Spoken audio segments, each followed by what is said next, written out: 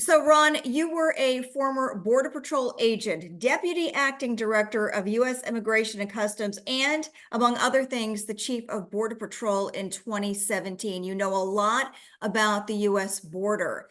What was your reaction when you saw that there are apparently Venezuelan gangs now taking over Aurora, Colorado, or at least apartment buildings there? Well, I'm sad about it. I looked at the stats for CBP yesterday. Since 2017 till 2022, there have been exactly 0 Tren de Aragua arrests at the border. In 2023, we had like 40. In 2024, there's almost 50 people who have been arrested. So this criminal organization, this transnational criminal organization, has not been in the United States until this last 2 years. And so when you have an out-of-control border, you have this transnational criminal organization that comes in the United States from Venezuela. Now, think about what happens in Venezuela every day.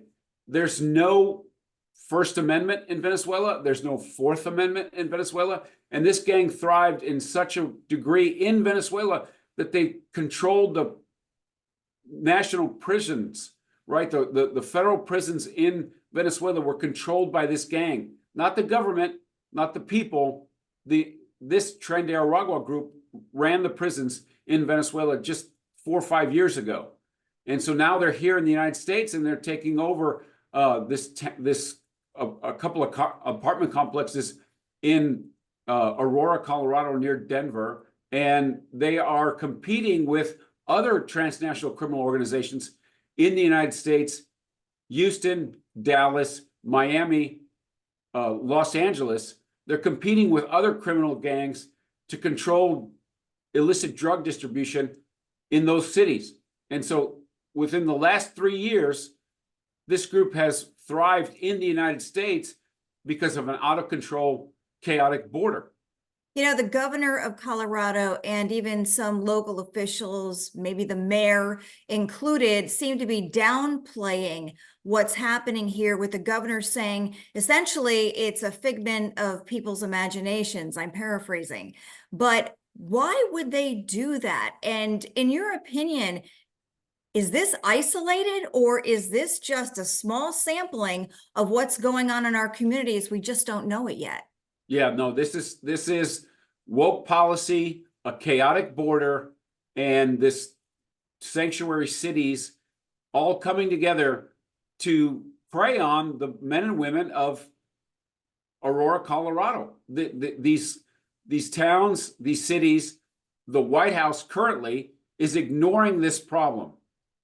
And so the people of Aurora, Colorado are suffering because ICE is not engaged in this, because it's not on the priority list. The state and locals don't have the resources to take these people out of the community. And so the folks in Aurora are suffering because of these policies that allow people who enter the country illegally commit other crimes and no consequences for them being in the country illegally. And you don't think necessarily then this is an isolated incident? Are there gangs? Oh, I know, we both live outside of Washington, D.C. We've heard reports of MS-13 here and other potential gangs. Are they living among us? Why should other people be concerned if you think that's the case about Aurora, Colorado? The mayor was quoted as saying essentially that, when you compare it to 400 other thousand people in the town, maybe it's not that big a deal. It's really not that much of a threat. Your thoughts on that? Well, here's the deal. These people we didn't invite them here. They're not here looking for a better life. They're here trading on what their business is, which is transnational criminal organizations. And so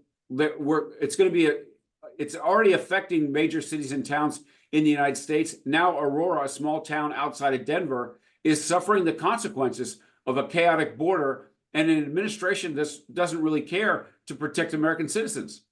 The last time we were at the border, at least together when we met in 2022, at that time, I believe about 3 million illegal immigrants had come over at that point. Now we are somewhere between 8 and 9 million. What has happened in that massive surge?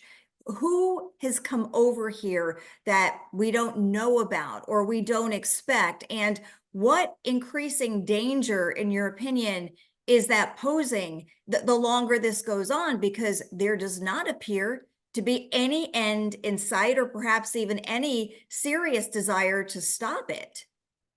Yeah, let's start there. Without the leadership at the White House, without the direction, without the tools being given to the front line of DHS, we're going to continue to suffer as Americans, not just at the border, not just in the pipeline of people coming in the United States, but every city and town in America.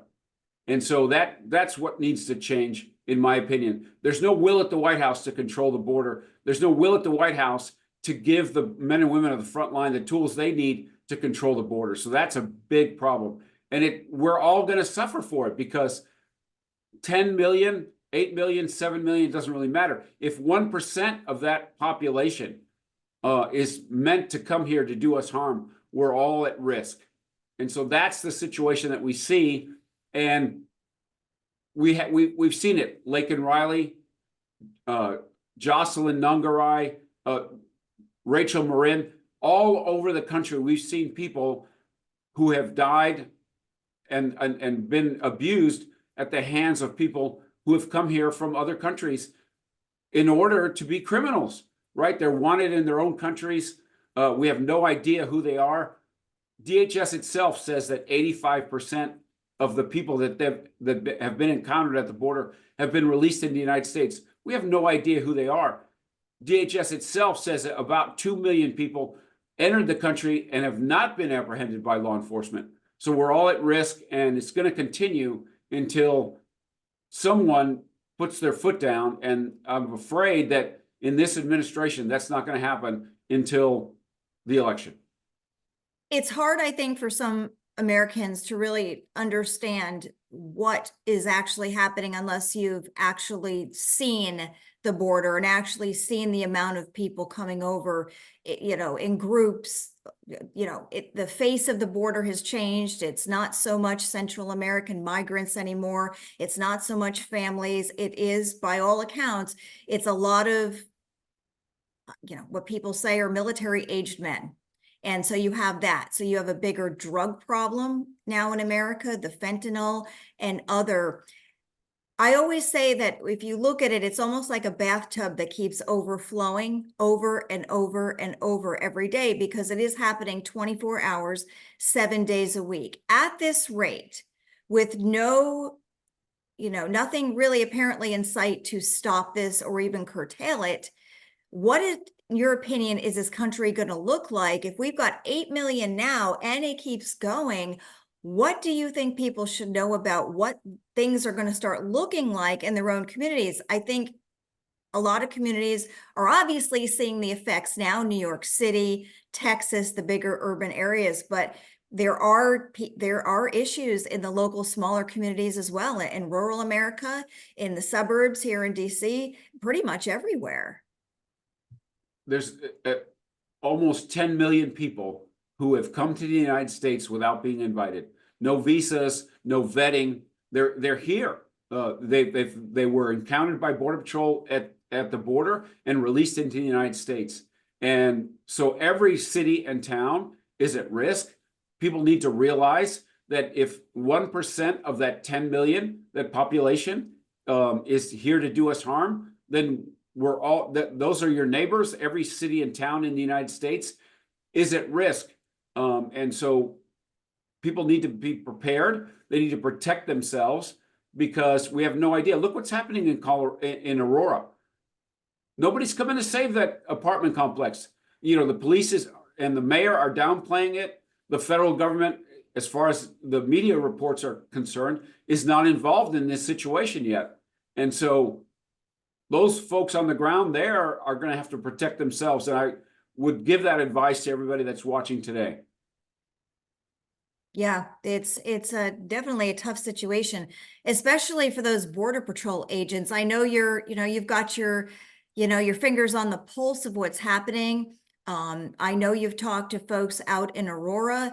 On the border itself, what are they facing? And, you know, is there anything they can do to really, under the circumstances, make this any better? I mean, it's by all accounts, a lot of catch and release. What's the hope here for the Border Patrol agents? Well, the hope is that they have new leadership starting in January in next year. That is what is going to save them and protect them. In the meantime, morale is in the tank. People are retiring at record levels. If they're eligible, they're leaving. Why would you stay in a career, in a job in which you're facilitating danger to the rest of the country?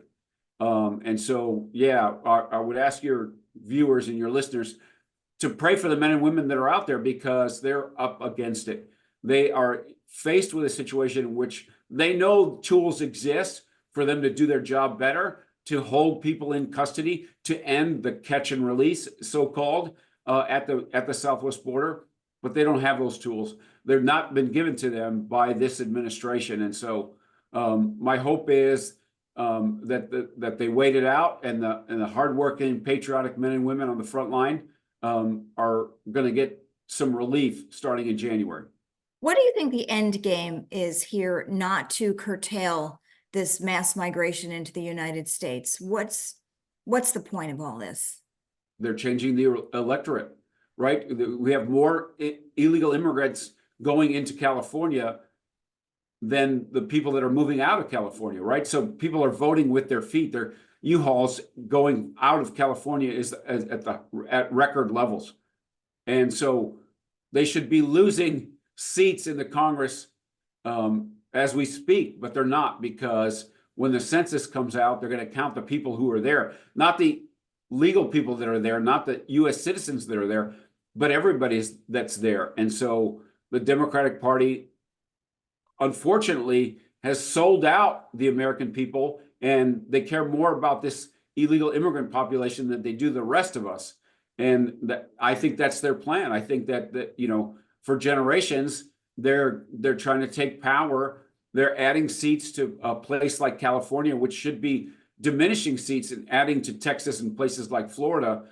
And that's the situation, right? This is the end game. Is they want to replace us. They don't really care about American citizens when they let 50,000 plus Chinese nationals into the United States, 85% of which have been released in the United States. The rest are going to be released in the United States. And there's no national effort to keep them in custody, to vet them, to make sure that they're not here to harm us. That's what's happening every day on our border. What is the safety at stake in our communities? We enjoy right now, most of us walking around, we feel pretty safe. We don't feel, it's America, right? What is the threat as this goes on? Are we going to continue to be safe, feel safe, be able to walk around like we do? Because we know that officials have said bluntly that we are ripe for a terror attack, among other things, right? I mean, how is this going to change ultimately the American way of life?